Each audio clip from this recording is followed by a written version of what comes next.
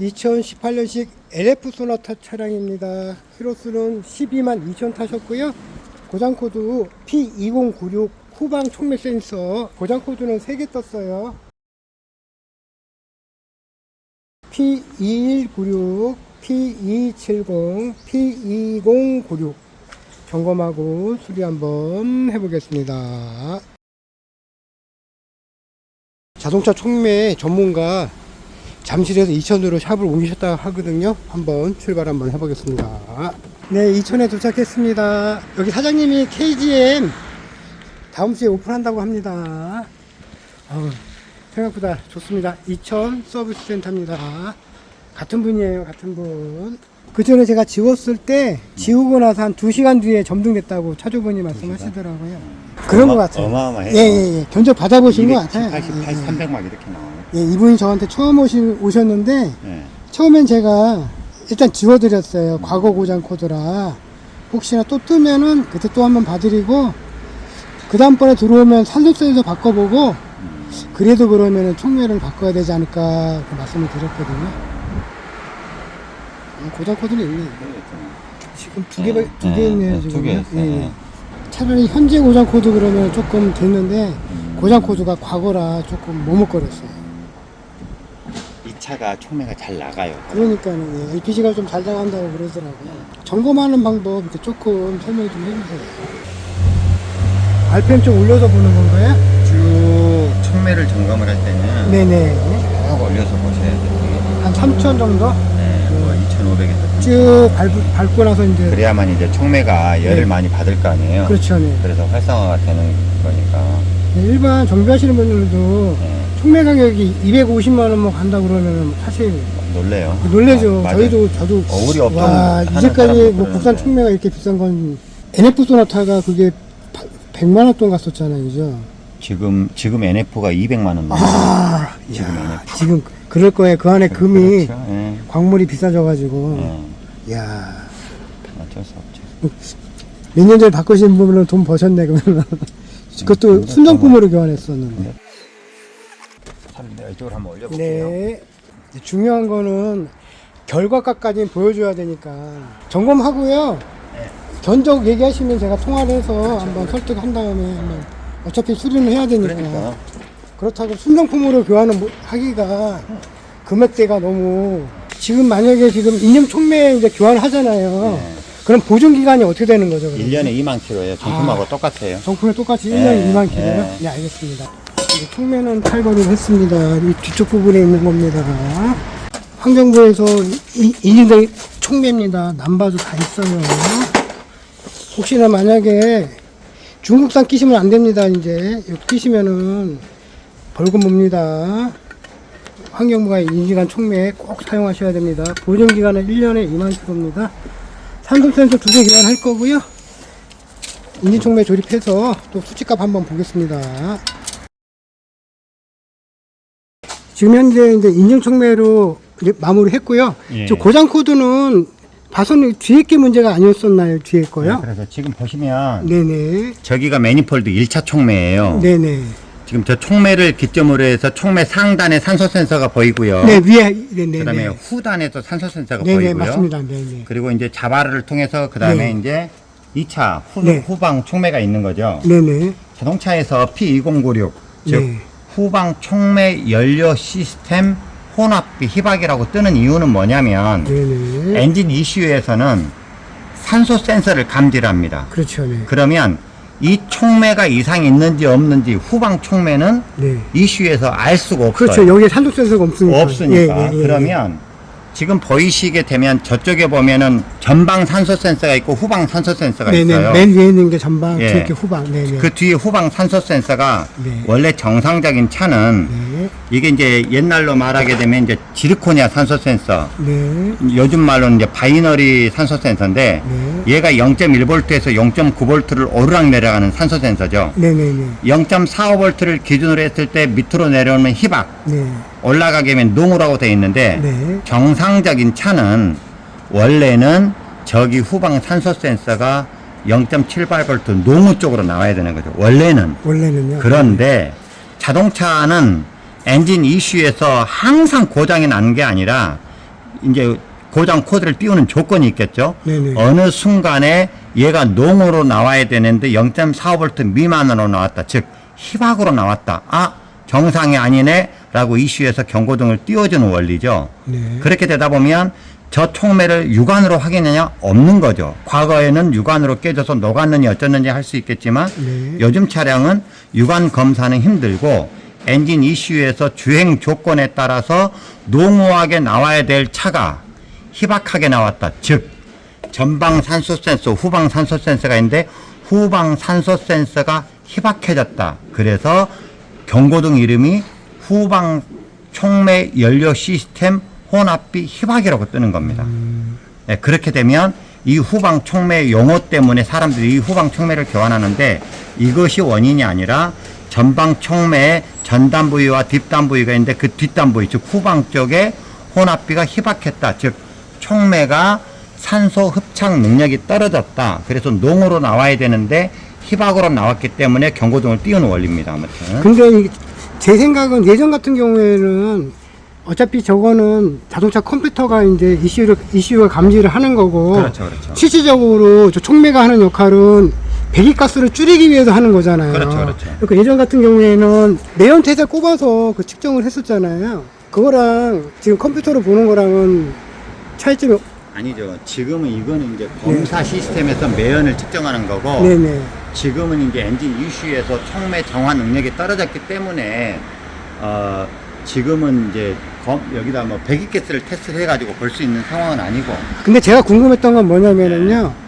지금 저 촉매가 만약에 이상 있으면은 검사할 때 수치가 예를 들어서 만약에 촉매가 이상했는데도 검사장에 들어가면은 합격인 차들도 아, 나와요. 그렇군요. 무조건 빠꾸가 아니에요. 아, 네. 그거는 이 차종에 따라서 배기가스 그 검사 수치가 다르잖아요. 네네네. 그러니까 엔진 ECU 컴퓨터는 배기가스보다도 더 먼저 고장 코드를 감지한다고 보시면 되죠. 네, 알겠습니다. 네. 네. 촉매 교환은 다 됐고요. 그걸 네. 활성화하기 위해서는 온도를 500도까지 올려야 되는 건가요? 그렇죠. 이 자동차 촉매라는 것은 네네. 내연기관의 구조상 네. 촉매가 온도가 활성화가 되려면 네. 보통 4,500도 정도 올라가야 됩니다. 아, 그리고 나서 이제 촉매가 적당히 열을 받으면 그때 이제 촉매가 활성화를 하게 되는 거죠. 그 시운전을 하고 활성화가 된 다음에 네. 데이터를 또 한번 확인해 보겠습니다. 네. 교환한 다음에 고장 코드 삭제하고 학습값도 해야 되는 거죠? 그렇죠. 예, 부가 기능에 들어가시게 되면 네, 부가 기능 들어가서요. 각종 학습지 속어. 아, 그걸 꼭 해줘야겠네요. 예, 네네. 이거는 뭐냐면 네네. 자동차 ECU는 옛날 고장난 센서 데이터를 알고 있는 거죠. 그렇죠. 네, 기억하고 그렇게 있을 되면 거예요. 이제 네. 산소 센서하고 촉매를 다 교환을 했으니 네네. 한마디로 말하면 우리 가정용 컴퓨터 리셋한다고 보시면 됩니다. 네. 학습값 초기화를 하면 아, 저는 그 생각은 못했네요. 항상 학습값 초기화는 예. 꼭 해줘야겠네요. 그러면. 그렇게 되면 이제 정상적인 학습값 초기화가 되고 나서 네네. 이제 시운전을 하게 되면 네. 이 센서 데이터대로 이제 ECU가 학습을 하겠죠. 네. 거기에 따라서 이제 연료 분사량 제어라든지 그렇죠. 여러 가지 각종 센서들이 이제 정상적으로 작동이 될 겁니다. 엔진 ECU는 이 운전자 패턴에 맞게끔 학습을 하게 되어 있습니다. 네. 그래서 촉매하고 산소 센서를 교환하시고 나서는 네. 반드시 부가 기능에 들어가셔서 네. 학습치 소거화를 하셔야 됩니다.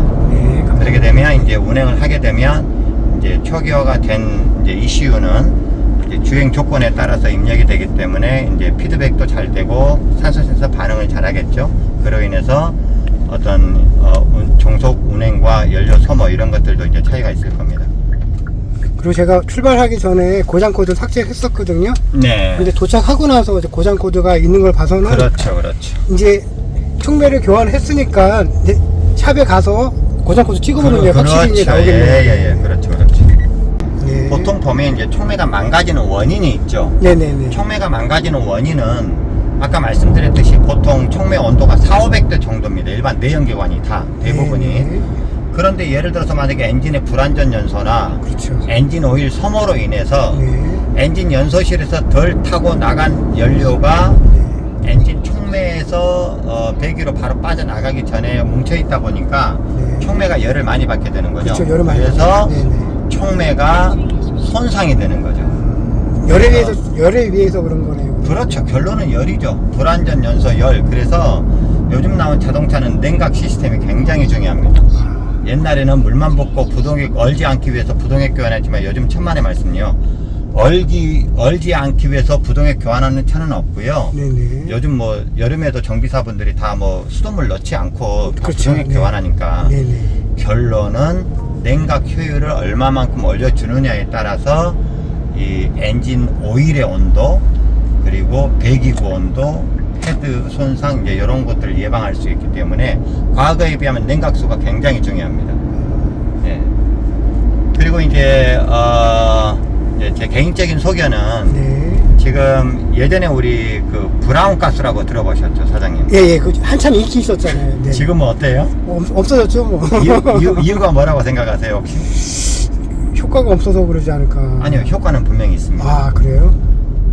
거기에도 바로 열하고 촉매하고 연결되어 있습니다. 네네. 왜 그러냐면 브라운가스라는 것은 결론은 연소실의 온도를 올리는 거거든요. 아. 왜냐하면 옛날에 그런 사례가 많았어요. 브라운가스 하고 나니까 오바이트 하더라. 아. 자, 결론은 네. 브라운가스를 넣어서 네. 엔진 연소실 내에 있는 네. 카본 네.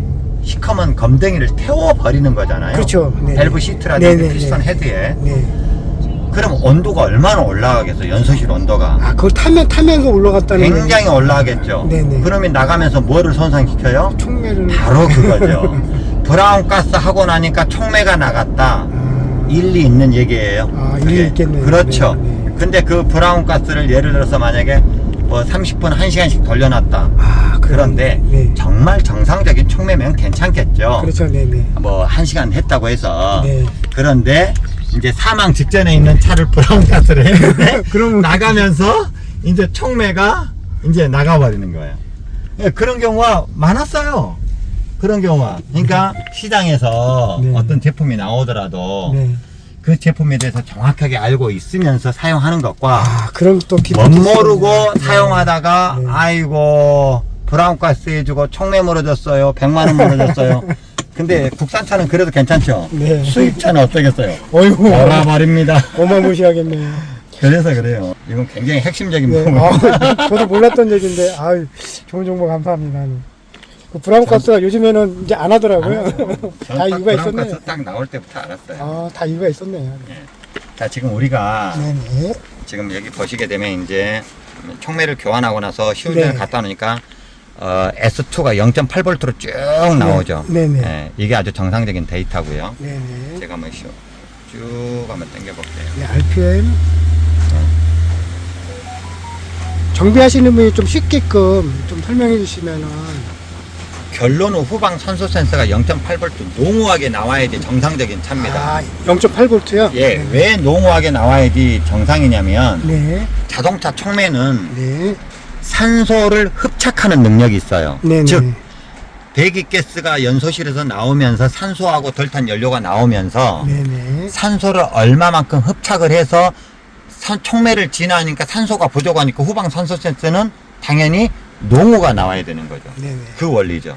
지금은 아주 정상적인 데이터를 볼 수가 있고요. 네네. 보통 보면 이제 아주 심한 차들은 피드백을 많이 하고요. 네네. 좀 덜한 차들은 이제 뭐 0.7, 0.69, 0.68 이렇게 내려오면 촉매 성능이 떨어졌구나 그렇게 이해하시면 됩니다. 네, 알겠습니다. 감사합니다. 네. 지금은 이제 정상. 네, 아주 정상입니다. 네. 예. 그리고 마지막으로 이제 시운전을 하고 왔는데요. 네. 고장 코드를 한번 확인해 보겠습니다. 아, 네. 고장 코드 확인해야죠. 예. 그리고 또 제가 샵에 가서 또 확인할 겁니다. 예, 하남까지 가셔서 네네. 또 아까는 이렇게 고장 코드가 떴지만 네, 없어요. 이제. 그렇죠. 네, 없습니다. 네, 예. 네, 네. 또 하남에 가셔서 또 찍어 보시면 네. 확인이 되실 것 같습니다. 네, 예, 감사합니다. 수고하셨습니다. 네. 예. 현재 키로수는 122,140km입니다. 하남시 가서 고장 코드 보겠습니다. 시운전은 한 40km 정도 했습니다. 그리고 고장 코드 확인했는데 고장 코드 없는 것까지 확인했습니다. 자, 출고하겠습니다. 제가 올린 다른 영상을 보고 싶다면은 구독 눌러주시고요. 나올라카 클릭하시면은 이렇게 화면이 뜹니다. 거기에 동영상을 클릭해 주시면은 많은 영상을 보실 수가 있습니다.